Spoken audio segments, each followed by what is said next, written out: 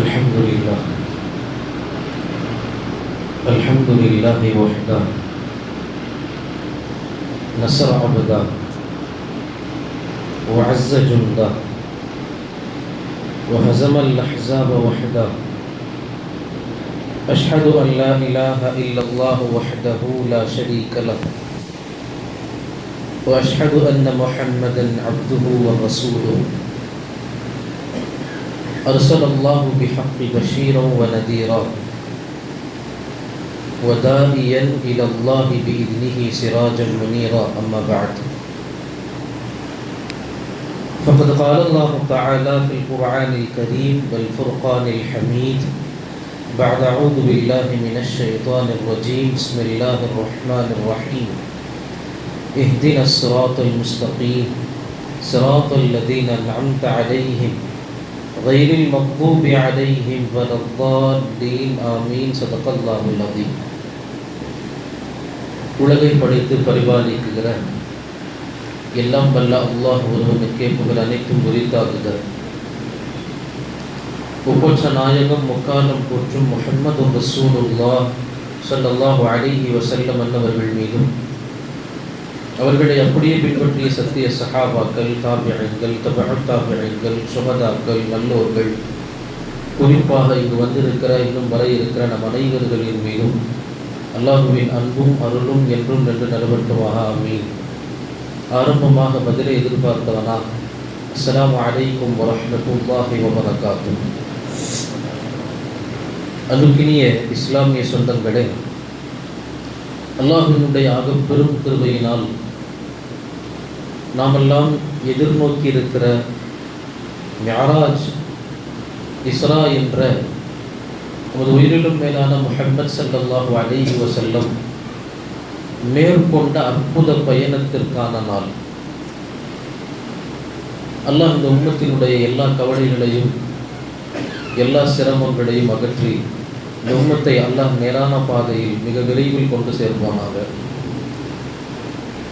அன்புக்கினியவர்களே, மிஅராஜினுடைய பயணம் ஆண்டுதோறும் கேட்டு வருகிற தகவல். பெருமானார் ஸல்லல்லாஹு அலைஹி வஸல்லம் அற்புதம், அவர்களுடைய வாழ்க்கையில் நடந்த எல்லாம் அற்புதம். அந்த அற்புதத்திலேயே மிக உயர்ந்த அற்புதம் என்பது மிஅராஜ். யாருக்காக தூதுவனாய் தன் வாழ்க்கை முழுக்க இஸ்லாத்திற்காக அர்ப்பணித்த முஹம்மது ஸல்லல்லாஹு அலைஹி வஸல்லம் தன் ரப்பை கண்குளிர மனதார கண்ட நாள் மிஅராஜின் பயணம். அல்லாஹ் அதே தௌஃபீக்கினை நமக்கும் இந்த நாளின் பரக்கத்தினால் தருவானாக. சந்தோஷமாக, சிரித்தவர்களாக, கவலையின்றி, அன்போடு, இறை காதலோடு ரப்பை என்றென்றும் சந்திக்குகிற தௌஃபீக்கினை அல்லாஹ் துன்யாவிலும் ஆகிரத்திலும் எல்லா நிலைகளிலும் தந்தருள் புரிவானாக. பெருமானார் ஸல்லல்லாஹு அலைஹி வஸல்லமின் ஷஃபாஅத்துக்கு உரித்தானவர்களாய் நம்முடைய வாழ்க்கையை அல்லாஹ் அமைக்கும் நசீபினை தருவானாக. அன்புக்கினியவர்களே, அப்படிப்பட்ட ஒரு அற்புதமான நாள் மிஅராஜின் பயணம், அல்லாஹுவை சந்தித்த பயணம். இந்த பயணம் எப்படி ஆரம்பமானது?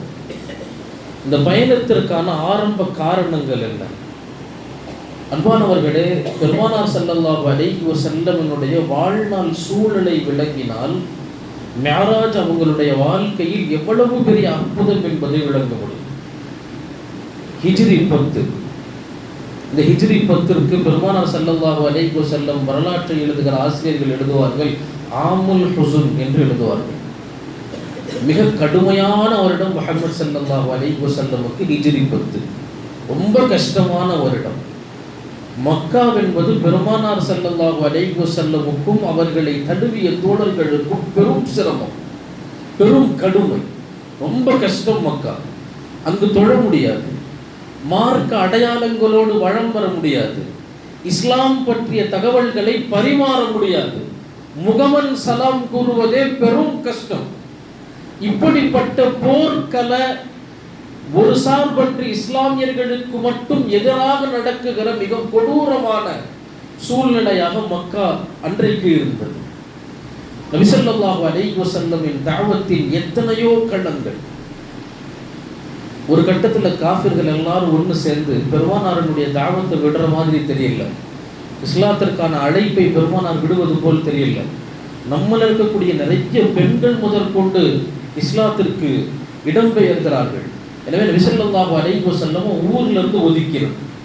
எந்த தொடர்பும் கூடாது, வணிகம் கூடாது, வியாபாரம் கூடாது, கொடுக்கல் வாங்கல் கூடாது, திருமணம் போன்ற தொடர்புகள் கூடாது. மக்காவுக்கும் முஹம்மது ஸல்லல்லாஹு அலைஹி வஸல்லமுக்கும் சம்பந்தமே இல்லை என்று 3 ஆண்டுகள் ஒரு கடும் கொடுமையான பள்ளத்தாக்கில் ஒதுக்கி வைத்தார்கள். கடும் கொடுமையான பள்ளத்தாக்கு. சஹாபாக்கள்ல நிறைய பேர் கடுமையான சிரமம், சாப்பிடுறதுக்கு வழி இல்லை, சாப்பிடுறதுக்கு வழி இல்லை. எந்த அளவுக்குன்னா ரிவாயத்தில் இப்படி வரும், சாப்பிட வழி இல்லாமல் இலை தலைகளை, ஆட்டு புலிக்கைகளை சாப்பிட ஆரம்பிச்சாங்க. இவ்வளவு கொடுமையான காலம். ஒரு கட்டம் பெருமானார் ஸல்லல்லாஹு அலைஹி வஸல்லம் தன்னுடைய தோழர்கள் படுற கஷ்டத்தை பார்க்க முடியல, தாங்க முடியல. சஹாபாக்களை எல்லாரையும் கூப்பிட்டு சொன்னாங்க, பெருமானார், அபிசீனியா என்று ஒரு நாடு உண்டு, இங்கிருந்து இவ்வளோ கஷ்டப்படுறீங்க, உங்களால் முடிந்தால் விரும்பியவர்கள் இங்கிருந்து அங்கு போயிரு. அந்த மன்னர் நல்ல மன்னர், உங்களை அரவணைக்கலாம், உங்களுக்கு குரல் கொடுக்கலாம், இங்கிருந்து சித்திரவதை அனுபவிச்சது போதும், புறப்பட முடிந்தால், இடம்பெயர முடிந்தால் புறப்படுங்கள். சஹாபாக்கள்ல சில கூட்டம் புறப்பட்டு போனாங்க. அவ்வளவு கஷ்டமான காலம். இந்த காலத்தில் தான் நபி ஸல்லல்லாஹு அலைஹி வஸல்லமுக்கு மிக பெரும் ஆதரவாய், அரவணைப்பாய் இருந்த துணைவியார் அன்னை கதீஜா ரலியல்லாஹு அன்ஹா வர்ணிக்கிறார்கள். கொஞ்ச நாள் கடக்குது, சிறிய தந்தை எல்லாற்றுக்கும் அரவணைப்பாக இருந்து, குறைஷிகளுக்கும் பெருமானாருக்கும் நடுவில் தடுப்புச்சவராக இருந்து முஹம்மது ஸல்லல்லாஹு அலைஹி வஸல்லமை பாதுகாத்த அபூ தாலிபுடைய கடைசி நேரம் அவரும் மரணமாகிறார். நபி ஸல்லல்லாஹு அலைஹி வஸல்லம் இதுக்கு பின்னாடி மக்காவுக்குள்ள எப்படி போக முடியுங்கிற அளவுக்கு கவலைக்கு வந்துட்டாங்க. இருக்கும் போதே இவ்வளோ கஷ்டம், இப்போ 2 பேருமே இல்லை, என்ன செய்யலாம்? ரொம்ப கடுமையான துன்பம், கடுமையான கஷ்டம்.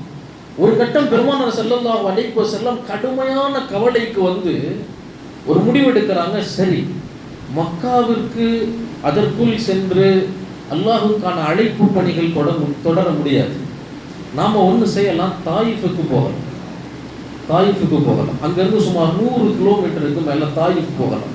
ஸைத் பின் ஹாரிஸாவோடு நபி ஸல்லல்லாஹு அலைஹி வஸல்லம் பாலைவன புழுதியில் தனித்த நபராக தன்னோடு ஒரு அடிமையோடு தாயிஃபுக்கு போனான். மக்காவினுடைய கஷ்டங்களை எல்லாம் தணிக்க தாயிஃப் ஒரு பதில் தரும், ஒரு ராஹத்து கொடுக்கும் நம்பி புறப்பட்ட பயணம் அது. போய் 10 நாட்கள் தாயிஃப், 10 நாட்கள். அங்கிருந்த தாயிஃபினுடைய 3 முக்கிய தலைவர்கள் ஒவ்வொருத்தர் வீடு வீடா ஏறி பேசினாங்க. பெருமானார் முதல்ல ஒருத்தர் வீட்டுக்கு, நான் அல்லாஹ்வின் தூதர், இங்கிருந்து வந்து இருக்கிறேன், மார்க்கத்திற்கு வாருங்கள், அழைப்பு பணி எல்லாம் பேசினாங்க. அந்த ஆள் கேட்டுட்டு சொன்னா, நீ அல்லாஹ்வினுடைய தூதராக இருந்தால், அது உண்மையா இருந்தா அந்த காவாவின் திரையை கிழிச்சிழிஞ்சிருவது. நீ அல்லாஹ்வின் தூதர் இல்லை, நிற்கக்கூடாது, கிளம்பி போயிடும் தோற்று. நான் இல்லை. பெருமானார் கொஞ்சம் கூட சலிக்கல. அடுத்து இன்னொரு வீட்டுக்கு போனான். அங்கே போய் இன்னொருத்தர்கிட்ட பேசினாங்க. அவன் சொன்னான், உன்னை விட வேற ஆள் யாருக்கும் கிடைக்கலையா அல்லாஹ்வுக்கு, நீங்கள் தான் தலைவரா, நீங்கள் தான் தூதரா, இங்கிருந்து கிளம்பிடுங்கன்னு தோற்றிட்டான். 3வது ஒரு ஆள் போனால், நீங்கள் பேசுகிறதே நான் கேட்க விரும்பலை, இங்கே நிற்காதீங்க போங்கன்னு தோற்றிட்டான். 10 நாட்கள் தாயிஃப்ல கடுமையான கஷ்டம். நபி ஸல்லல்லாஹு அலைஹி வஸல்லமுடைய 10வது நாள் அங்கே இருக்கிற 3 தலைவர்களும் இருக்கிற எல்லாரையும் ஒன்று கூட்டி, பெருமானாரை இனிமேல் இந்த ஊரில் வைக்கக்கூடாது, அடித்து துரத்திடணும். என்ன செய்யலாம்? அடித்து துரத்தணும். ஒவ்வொரு சின்ன பசங்கக்கிட்டையும் கல்லை கையில் கொடுத்து எல்லாத்தையும் அணியாக நிற்க வச்சு, பெருமானாரின் நடப்பதற்கு காரணம் அவங்க பாதம் தானே, அதனால தான் நடந்து இவ்வளோ தூரம் வந்தாங்க. அந்த கால் இருக்கக்கூடாது, காலிலேயே அடி. எல்லோரும் கற்களால் எரிந்து பெருமானாரின் பாதங்கள் இரத்தங்களால் நினைந்தது, இரத்தத்தால் நினைந்தது. தாயிஃபிலிருந்து 3 கிலோமீட்டர் கடுமையான வழி, கடுமையான வழி. ஒரு பக்கம் ஆதரவாக இருந்த மனைவி இல்லை, சொந்த ஊருக்கான எந்த அனுமதியும் இல்லை, நம்பி வந்த ஊரிலும் எந்த விதமான மரியாதையும் இல்லை. கடுமையான கல்லடியோடு 3 கிலோமீட்டர். யோசித்து பாருங்கள், நடந்து போய் ஒரு தோட்டத்தில் இளைப்பார்கிறார். அன்பானவர்களே, அங்கு நடந்த நிகழ்வு உங்களுக்கு தெரியும். அத்தாஸ் ரலியல்லாஹு அன்ஹு பெருமானாரை சந்தித்து பலரசம் கொடுத்து இஸ்லாம் ஏற்கிறார். பெருமானார் ஸல்லல்லாஹு அலைஹி வஸல்லம் அங்கிருந்து புறப்பட்டு மதீனாவுக்கு வர்றாங்க. வந்த நிகழ்வுகள் எல்லாம் வரலாறு. ஜின்களை சந்தித்தார்கள், அங்கு ஜின்களுக்கு தஅவத் கொடுத்தார்கள். அதற்கு பின்னால் மக்காவுக்கு வர்றாங்க, ரொம்ப கவலையோட மக்காவுக்கு வர்றாங்க. மக்காவுக்கு வந்தால் எல்லையில் பெருமானார் ஸல்லல்லாஹு அலைஹி வஸல்லம் தடுக்கப்படுகிறார்கள். உள்ளே வரக்கூடாது முஹம்மது ஸல்லல்லாஹு அலைஹி வஸல்லம். ஏன்? மக்காவிலிருந்து யார் வெறுத்து வெளியே போகிறாங்களோ அவங்க மீண்டும் மக்காவுக்கு வரக்கூடாது. அன்றைக்கு இருந்த சட்டம். மக்காவிலிருந்து யார் வெறுத்து வெளியே போகிறாங்களோ மீண்டும் மக்காவுக்கு வரக்கூடாது. யாராவது ஒருத்தர் மக்கா வாசி அடைக்கலம் தரணும், தந்தா உள்ள வரலாம். பெருமானார் ஸல்லல்லாஹு அலைஹி வஸல்லம் எல்லையிலேயே கடுமையான காயம், ரொம்ப கவலை, மன உளைச்சல், வெளியவே நிற்கிறாங்க. உள்ள தான் சொந்த ஊருக்கு வரக்கூடாது.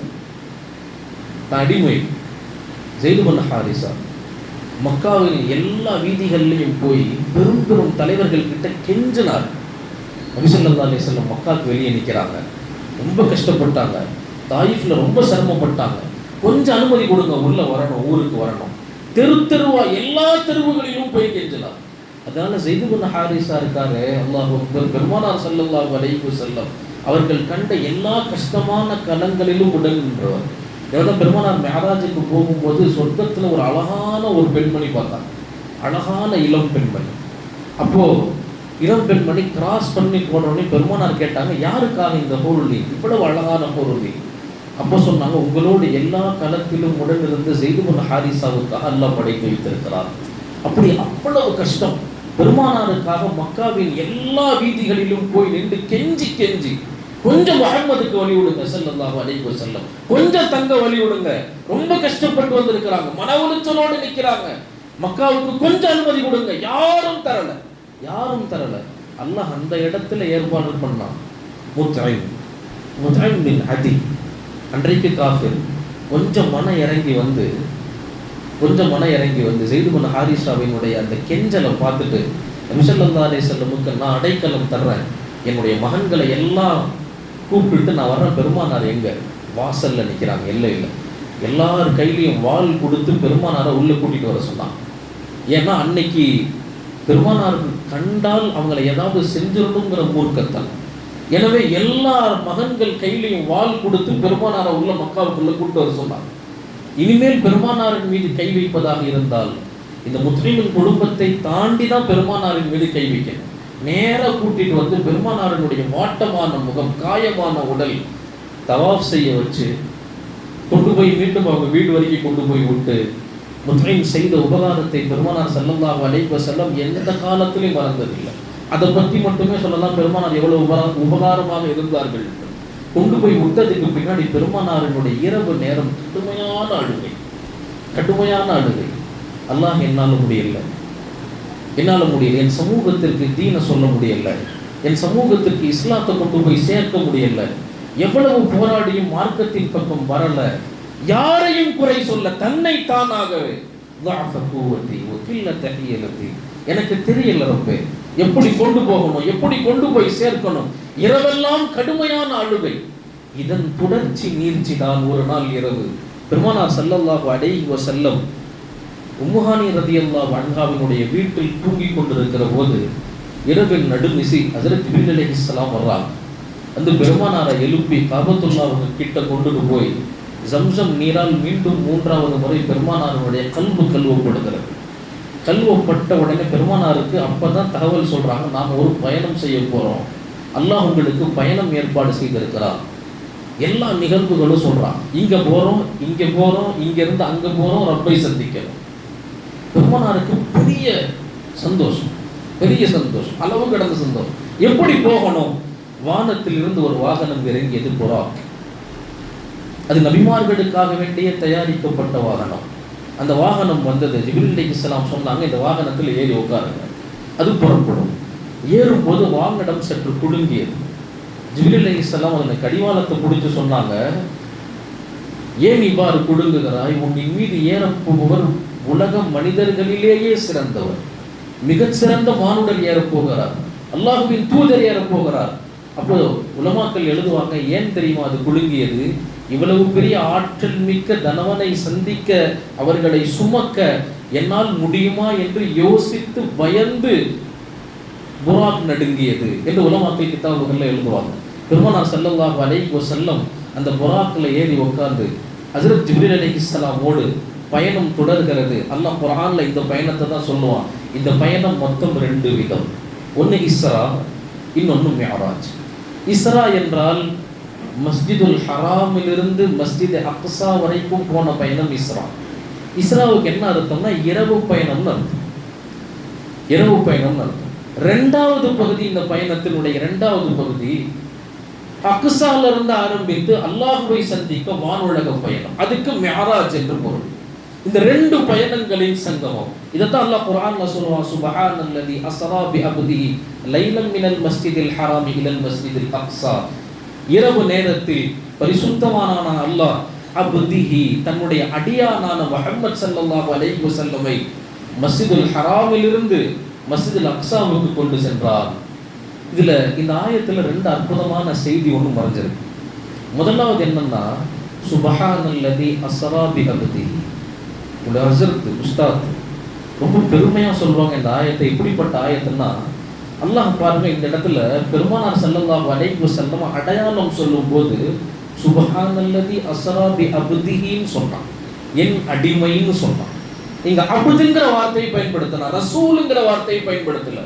அஸ்ரா பி ரசூலிஹின்னு பயன்படுத்தல. அஸ்ரா பி ரசூலிஹி நபியிங்கிற வார்த்தை பயன்படுத்தல, அப்துங்கிற வார்த்தையை பயன்படுத்துகிறார். என்ன காரணம் தெரியுமா? பெருமானார் ஸல்லல்லாஹு அலைஹி வஸல்லம் எவ்வளவு பெரிய தலைவராக இருந்தாலும் அவங்களுடைய குணாதிசயம், என் ரப்புக்கு நான் அடிமை, என் ரப்புக்கு நான் அடிமை. இதை சொல்லிட்டு உலமாக்கள் சொல்லுவாங்க, அல்லாஹ்ங்கிற ஒருத்தர் வேணும்னா நீங்க அடிமையா இருந்தா மட்டும்தான் முடியும். நான் இமாமுங்க, நான் ஆலிமுங்க, நான் முத்தவல்லிங்க, நான் செயலாளருங்க, நான் அவருங்க, நான் தலைவருங்க, இவங்களுக்கு நல்லா கிடைக்க மாட்டான். பெருமானார் ஸல்லல்லாஹு அலைஹி வஸல்லம் உச்சகட்டம் நான் அடிமை, ரப்பே நான் அடிமை. இந்த அடிமை என்ற வாசகம் தான் எனக்கு பிடித்தது.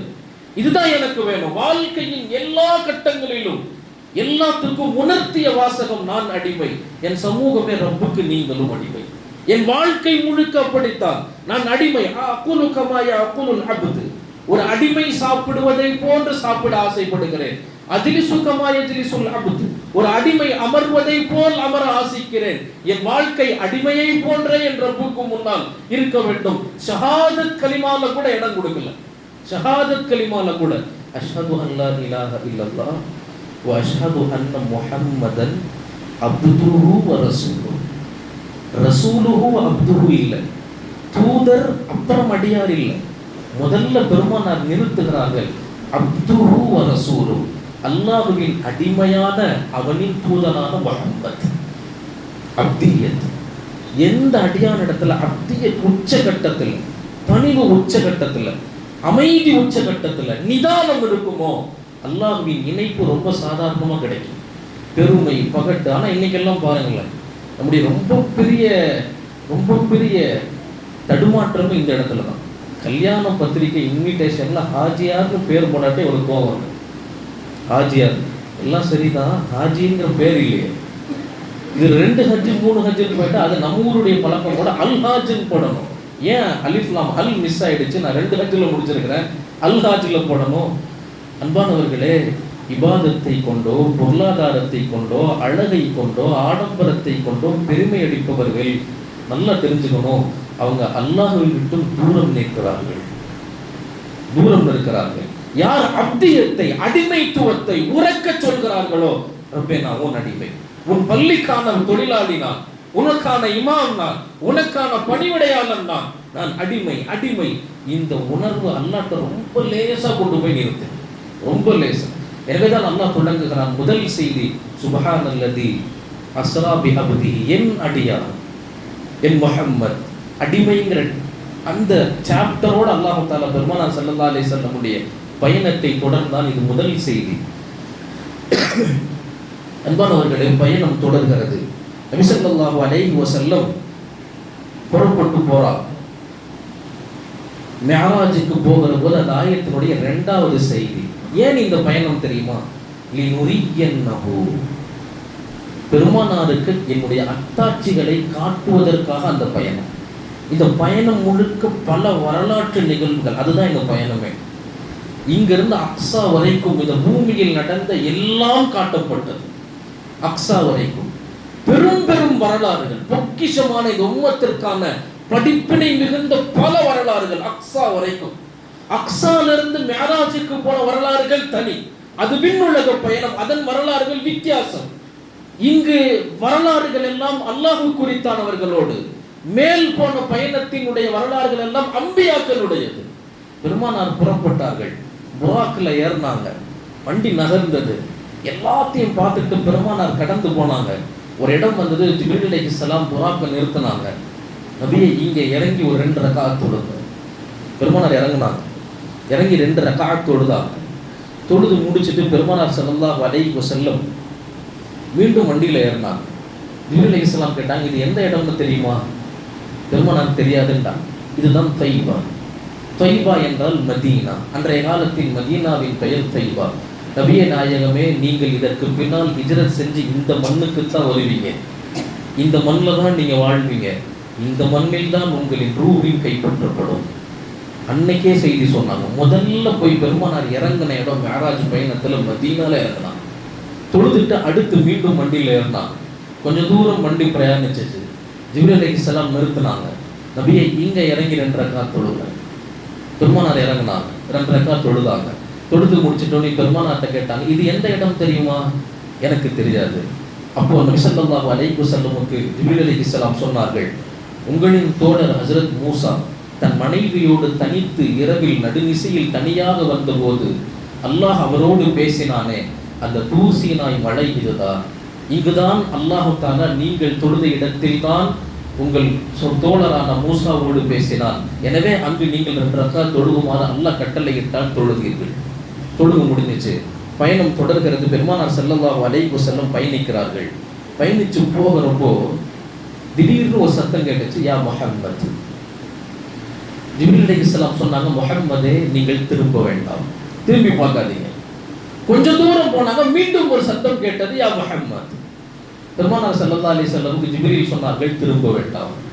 மூணாவது இன்னும் கொஞ்சம் தூரம் போனாங்க, ஒரு அழகிய பெண்மணி நடந்து வந்தால் சத்தம் விட்டால், திரும்பாதீங்கன்றாங்க. பெருமானார் ஸல்லல்லாஹு அலைஹி வஸல்லம் வழி முழுக்க என்ன நடந்தாலும் ஜிப்ரீல் அலைஹிஸ்ஸலாம் என்ன ஆச்சு, இது என்ன, அது என்ன, ஏன் அப்படி, எல்லாம் நீங்க வழி முழுக்க பாருங்க, எல்லா கேள்வியும் அதை தான் கேட்டிருப்பாங்க. ஜிப்ரீல் அலைஹிஸ்ஸலாம் சொன்னாங்க, முதல்ல உங்களை யா முஹம்மதின் கூப்பிட்டவர்கள் யூதர்கள், 2வது உங்களை யா முஹம்மதின் கூப்பிட்டவங்க நசரானிகள், 3வது அழகிய தோற்றத்தில் ஒரு பெண்வடிவில் வந்தது இந்த துன்யா. இந்த 3ம் தான் உங்கள் உம்மத்திற்கான சோதனை. இது அன்னைக்கே சொல்லிட்டு போயிட்டான். இந்த 3ம் தான் இந்த உம்மத்திற்கான சோதனை. நீங்கள் திரும்பவில்லை, எனவே உங்கள் உம்மத் இதிலிருந்து தப்பித்துக் கொள்ளும். இவங்க 3ம் தான் உங்களுக்கான சோதனை சொல்லிட்டு அப்படியே கொஞ்சம் தூரம் நகர்ந்தாங்க. நகர்ந்து நகர்ந்து நகர்ந்து போகும்போது அழகான நறுமணம், அக்ஸாவை நெருங்க நெருங்க அழகான நறுமணம். இது என்னன்னு கேட்டாங்க. நம்ம எல்லாருக்கும் தெரியும், ஃபிரௌனுடைய அடிமை பெண் அல்லாஹுக்காக வேண்டி தன் முழு குழந்தைகளோடு 7 பிள்ளைகளோட ஒரே கபூர்ல எண்ணெய் சட்டியில் போட்டு பொறிக்கப்பட்டு அல்லாஹ் அல்லாஹ் என்று உயிர் நீர்த்த பெண். அந்த பெண்ணின் கபூரிலிருந்து வாடை வருகிறது. அந்த வாடை அல்லாஹ் கியாமத்து வரைக்கும் வச்சிருப்பான். இதை சொல்லி கடந்த அடுத்து பயணம் நகர்கிறது. கடைசியா பெருமானார் ஸல்லல்லாஹு அலைஹி வஸல்லம் பைத்துல் மக்திஸுக்கு வந்தார்கள். வந்து இறங்கின உடனே பெருமானார் என்ன செஞ்சாங்க, அந்த கடிவாளத்தை பிடிச்சி, ரொம்ப அழகு, ரொம்ப அழகு, இறங்கி ஜிப்ரீல் அலைஹிஸ்ஸலாம் இறங்குறார். பெருமானார் இறங்கி பைத்துல் மக்திஸ்ல புராக்கினுடைய கடிவாளத்தை பிடிச்சி கட்டினார். ஜிப்ரீல் அலைஹிஸ்ஸலாம் கேட்டாங்க, யா ரசூலல்லாஹ், இது உலக வாகனம் அல்ல, இது சொர்க்கத்தின் வாகனம். உலகத்துல தான் குதிரையோ ஆட்டையோ மாட்டையோ காரையோ இறங்கினா லாக் பண்ணணும், பூட்டணும், பார்க்கணும். ஆனால் இது சொர்க்கத்தின் வாகனம், எங்கும் போகாது. பெருமானார் சிரிச்சுட்டு சொன்னாங்க, இது ததுபீர், இந்த உம்மத்திற்கான பெரிய செய்தி. அது அல்லாஹ் அல்லாஹ் பள்ளிவாசல்ல மட்டுமே உட்கார்ந்து இருக்க கூடாது. இந்த உம்மத்து உழைக்கணும், முஜாஹதா செய்யணும், முஜாஹதா செய்யணும், களங்கள்ல நிக்க கத்துக்கணும். வெறும் அல்லாஹு அல்லாஹு என்று அல்ல, ததுபீரை சொல்லி தருகிறார்கள். இறங்கி கட்டிட்டு அப்புறமா பள்ளிக்குள்ள. அன்பான ஒரு சஹாபி வந்து பெருமானார்ட்ட கேட்டார், ரசூலுல்லாஹ், மதீனாவுக்கு வந்து என் ஒட்டகத்தை வெளியே விட்டுட்டேன், கட்டணுமா வேணாமா? கட்டிட்டு அல்லாஹ் மேல தவக்குல் வை. இது மார்க்கத்தினுடைய அற்புதம்.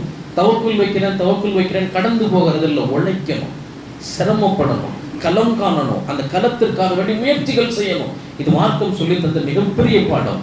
எல்லாம் கட்டி முடிச்சுட்டு பைத்துல் மக்திஸ் உள்ள நுழையணும். கதவை திறந்தா பெரும் கூட்டம், லட்சக்கணக்கான ஆட்கள். இரவு நேரத்தில் பெருமானார் ஸல்லல்லாஹு அலைஹி வஸல்லம் அசந்துட்டாங்க. பயந்தவங்க வாசலே நின்றுட்டாங்க. அன்றைய காலம் அது கிறிஸ்துவர்கள் ரோமாபுரி மன்னரினுடைய கையில் இருந்து பைத்துல் மக்திஸ். பெருமானார் போன அந்த நேரத்தில் என்ன நடக்குதுன்னு தெரியல. இத்தனை லட்சம் பேரா? ஜிப்ரீல் அலைஹிஸ்ஸலாம் பெருமானார்ட்ட சொன்னாங்க, யா ரசூலல்லாஹ், இவர்கள் சாதாரண மனிதர்கள் அல்ல, இவர்கள் எல்லாம் உங்களுக்கு முன்னால் வந்த தூதுவர்கள். எல்லாத்தையும் எல்லாம் கொண்டு வந்து இறக்கிட்டான். சொல்லும்படி பெருமானார் ஸல்லல்லாஹு அலைஹி வஸல்லம் எல்லாத்தையும் பார்த்தான். திகைத்து நின்றிருந்த முஹம்மது ஸல்லல்லாஹு அலைஹி வஸல்லமுடைய கையை ஹஜ்ரத் ஜிப்ரீல் அலைஹிஸ்ஸலாம் பிடிச்சு எல்லாத்தையும் கடந்து கடந்து கடந்து கடந்து முதல் சஃப்புக்கு போய் மெஹராப்ல கொண்டு போய் நிறுத்தினாங்க. நிறுத்திட்டு சொன்னாங்க, நீங்கள் அம்பியாக்களின் தலைவர், நீங்க தொழ வைங்க, அவங்க தொழுவாங்க. அங்க அனுமதி எல்லாம் கேட்கல, அங்க அனுமதி எல்லாம் கேட்கல. பெரும்பெரும் நபிமார்கள் இருந்தார்கள், தொழ வைக்கட்டும் இல்ல, கையை பிடிச்சி நேரம் மெஹராப்ல கொண்டு போய் நிறுத்தி நீங்கள் தொழ வையுங்கள், அவங்க தொழுவணும், தொழுங்க.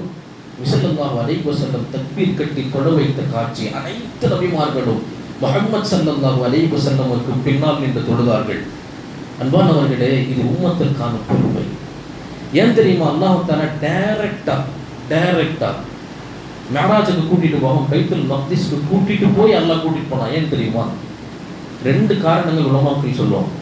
முதலாவது காரணம் என்னண்டா, அந்த மண்ணுக்கு தான் இன்னைக்கு எல்லாத்துக்கும் போட்டி.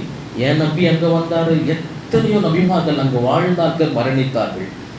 பைத்துல் மக்திஸ்க்கு பெருமானாரை அல்லாஹ் கூட்டிட்டு போய் எல்லா நபிக்கும் தலைவராக நிறுத்தியதன் காரணம் என்ன தெரியுமா? மதீனால தொலை வச்சிருக்கலாம், மக்கால தொலை வச்சிருக்கலாம். பெருமானார் உணர்த்துகிறார்கள், இந்த சமூகத்திற்கு அல்லாஹ் பெருமானாரின் வழியாக உணர்த்துகிறான், எத்தனை நபிமார்கள் வந்தாலும் சரி, அந்த மண்ணிற்கான தலைவர் முஹம்மது ஸல்லல்லாஹு அலைஹி வஸல்லம் மட்டும்தான். பைத்துல் மக்திஸிற்கான உம்மத் இந்த உம்மத்தை முஹம்மதியா மட்டும்தான். மூசாவாக இருக்கலாம், ஹாரூனாக இருக்கலாம் அலைஹிஸ்ஸலாத்து வஸ்ஸலாம், ஈசாவாக இருக்கலாம், ஆனால் இவர்கள் எல்லோருக்குமான தலைவர் முஹம்மத்.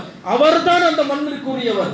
அவர்களின் உம்மத்து தான் அந்த மண்ணிற்கு உரித்தான உம்மத் என்பதை உலகத்தின் எல்லா நபிமார்களின் வரிசையில் முதலாவது மெஹராபில் நிறுத்தி அல்லாஹ் முடிவு செய்தான்.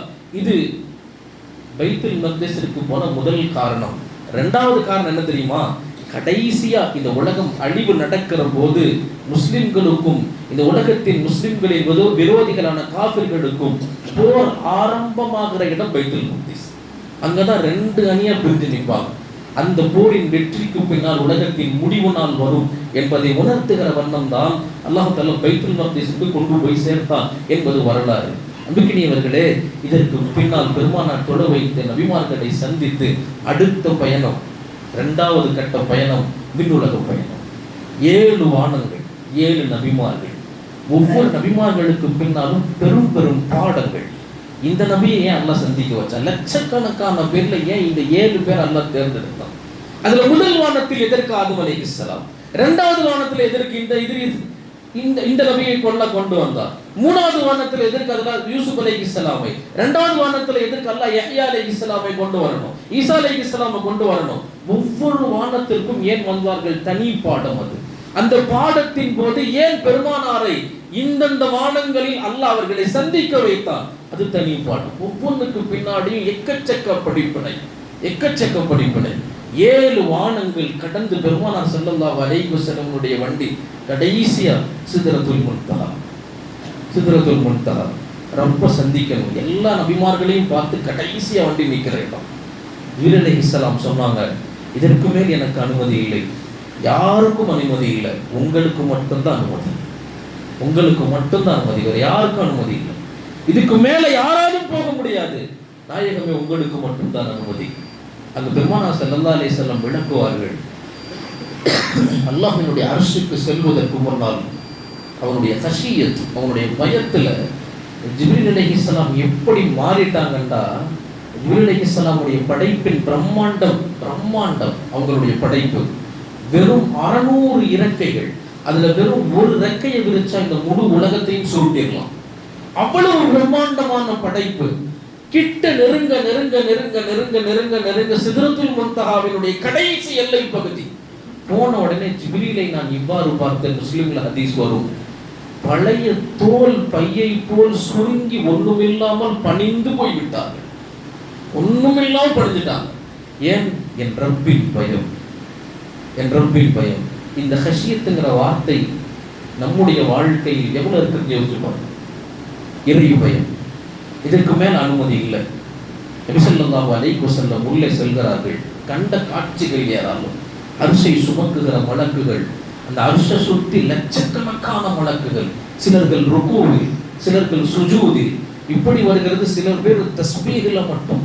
பெருமானார் ஆச்சரியப்பட்டு கேட்டாங்க, இந்த மலக்குகள் எல்லாம் யார்? எவ்வளவு நேரம் ருகூவிலே இருக்கிறாங்க, எவ்வளவு நேரம் சுஜூதிலே இருக்கிறாங்க? அவங்களுக்கு சொல்லப்பட்டுச்சான், உலகம் படைப்பதற்கு முன்னால் இந்த மலக்குகளை படைத்த காலத்திலிருந்து அவர்கள் ருகூவிலேயே அல்லாஹ்வை தொழுது கொண்டிருக்கிறார்கள். இவங்க சுஜூதிலேயே அல்லாஹ் தொழுதுட்டு இருக்கிறாங்க. இவங்க தஸ்பீஹ் செய்து கொண்டே இருக்கிறார்கள். இது எப்போது முடியும் தெரியுமா? முதல் சூர் ஊதுகிற போதுதான் இந்த மலக்குகள் அவர்களின் நிலைகளிலிருந்து வெளியாகுவார்கள். வெளியான உடனே அவங்க சொல்ற முதல் வார்த்தை என்ன தெரியுமா? மா அபத்னாக ஹக்க இபாதத்திக், ரப்பே உன்னை நாங்கள் முழுமையாக வணங்கி முடிக்கவில்லை, எங்களை மன்னி. நாங்கள் சரியான முறையில் உன்னை வணங்கவில்லை, எங்களை மன்னித்து விடு.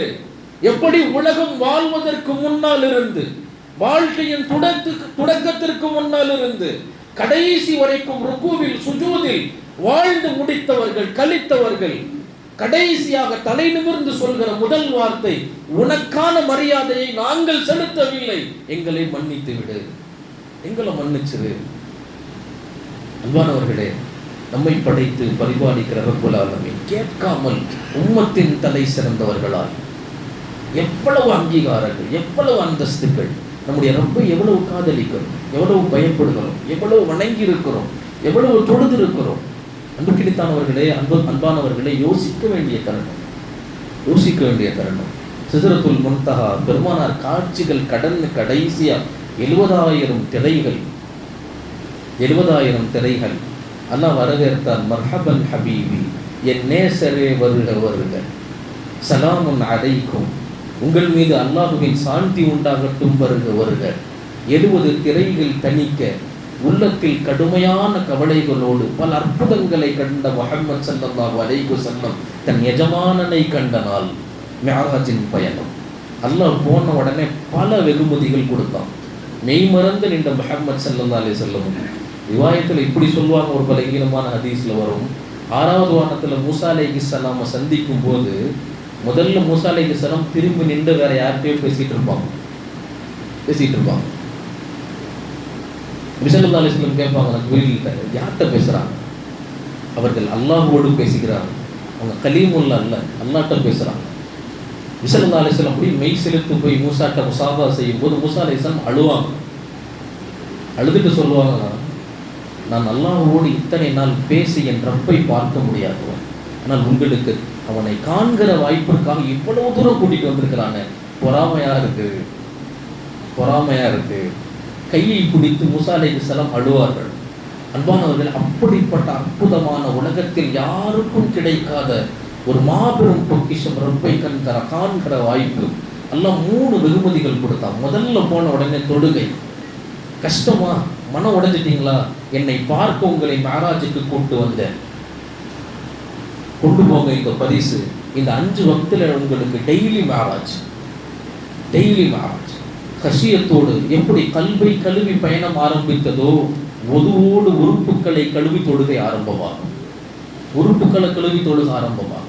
ஒவ்வொரு கட்டமாக கழுவி உள்ள வந்தவனையும் துஆ.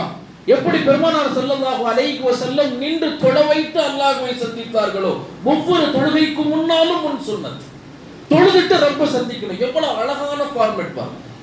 கையில கொடுத்து அனுப்பின முதல் பொக்கிஷம் தொழுகை. நான் வேண்டும் என்று நினைத்தால் இவ்வளவு தூரம் வர வேண்டாம், நான் வருகிறேன், 5 வக்து வருகிறேன். 5 வக்து முதல் பொக்கிஷம். 2வது, எல்லா உம்மத்துக்கும் ஒன்று செஞ்சா ஒண்ணுதான், ஒரு அமல் செஞ்சா ஒரு நன்மை. முதல்ல இந்த உம்மத்துக்கு ஒரு அமல் செஞ்சா 10 நன்மை, ஒரு அமல் செஞ்சா 10 நன்மை. 3வது, பெருமானார் ஸல்லல்லாஹு அலைஹி வஸல்லம் அல்லாஹ் கொடுத்த 3வது வெகுமதி, யார் இறை நிராகரிப்பின்றி மரணமாகிறாரோ, குஃப்ரே இல்லாத நிலையில் மௌத்தாகிறாரோ, அவருக்கு சொர்க்கம் நிச்சயம். அவர் அமல்களில் குறை செஞ்சிருந்தா அந்த குறைக்கான தண்டனைகள் நிறைவேற்றப்பட்டு விட்டு கடைசியாக கலிமாவை மொழிந்தவர் சொர்க்கம் செல்வார். நீங்க கவலைப்பட வேண்டாம். இந்த 3 அற்புதமான வாக்குறுதிகள் அல்லாஹ் கொடுத்து மீண்டும் அனுப்பினான் முஹம்மது ஸல்லல்லாஹு அலைஹி வஸல்லம். அன்புக்குரித்தானவர்களே, அன்பானவர்களே, இப்படி அற்புதமான பல நிகழ்வுகளை, படிப்பினைகளை, இந்த உம்மத்தின் பாரம்பரியத்தை தனக்குள் வைத்திருப்பது மிஅராஜ். தன் உடலோடு பெருமானார் அல்லாஹுவை நேரில் கண்ட பயணம். அல்லாஹ் நமக்கும் நம்முடைய தொழுகைகளின் வடிவாய் அவனின் பொருத்தத்தை பெறுகிற நசீபினை தருவானாக. இந்த நாளினுடைய பரக்கத்தினால் அல்லாஹ் நம்முடைய வாழ்க்கையை சீராக்குவானாக, நம்முடைய கஷ்டங்களை அல்லாஹ் லேசாக்குவானாக, அல்லாஹுவை சந்திக்குகிற பாதைகளை அல்லாஹ் லேசாக்குவானாக.